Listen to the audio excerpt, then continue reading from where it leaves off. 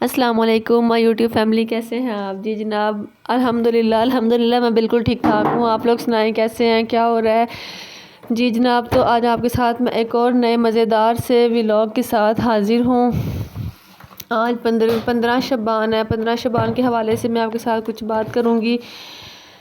15 شعبان کی فضیلت کے بارے میں زیادہ سے زیادہ آج کی رات زیادہ سے زیادہ اللہ پاک سے استغفار کریں، اپنی بخشش کی دعائیں مانگے، اللہ سے وسیع رزق مانگے۔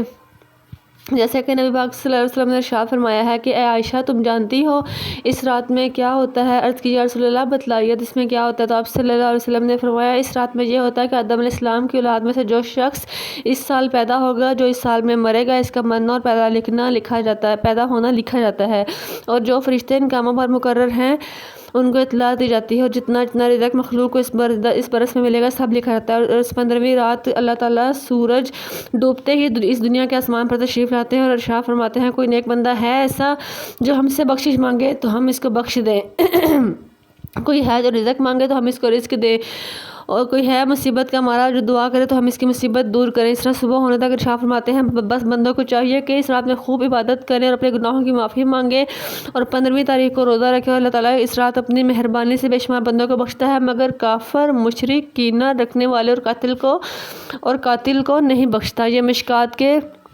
الفاظ ہیں، باغ جنت، صفحہ نمبر 274 کے۔ تو آپ زیادہ سے زیادہ اللہ پاک سے دعائیں مانگیں، کثرت سے وسیع رزق مانگیں، اللہ اپنے بچوں کی، اپنے شوہر کی، اپنی فیملی، اپنے والدین، اپنے بہن بھائیوں کی زندگی، لمبی زندگی اور تندرستی کی دعائیں مانگیں۔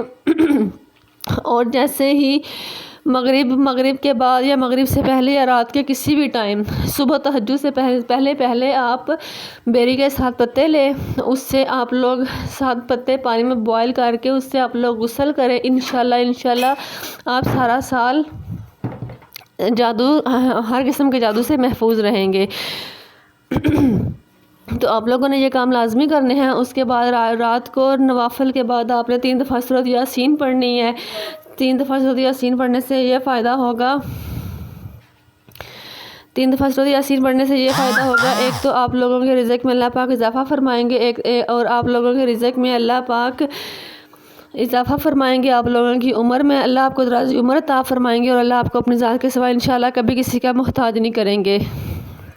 تو آپ لوگوں نے کثرت سے دعائیں مانگنی ہے اللہ پاک کے آگے، اللہ پاک سے زیادہ مغفرت مانگیں، ذکر کریں، تسبیحات کریں، قرآن کریم کی تلاوت کریں، اور جتنی ہو سکے اللہ پاک سے اپنی بخشش کی دعائیں مانگیں۔ اور آپ نے میرے لیے بھی اور میری فیملی کے لیے بھی دعائیں کرنی ہے، اور ہم سب کو اپنی دعاؤں میں آپ لوگوں نے یاد رکھنا ہے۔ اور ایک اور بات، مغرب کی نماز کے بعد آپ نے 6 رکعت نفل پڑھنے ہیں، وہ 6 رکعت نفل آپ نے اس طرح پڑھنے ہیں: 2 رکعت نفل وسعت رزق کے لیے، 2 رکعت نفل محتاجی سے بچنے کے لیے، اور 2 رکعت نفل درازی عمر کے لیے۔ تو آپ لوگوں نے لازمی پڑھنا ہے، اور آپ لوگوں نے بتانا ہے کہ آپ لوگوں کو میرا ولاگ کیسا لگا۔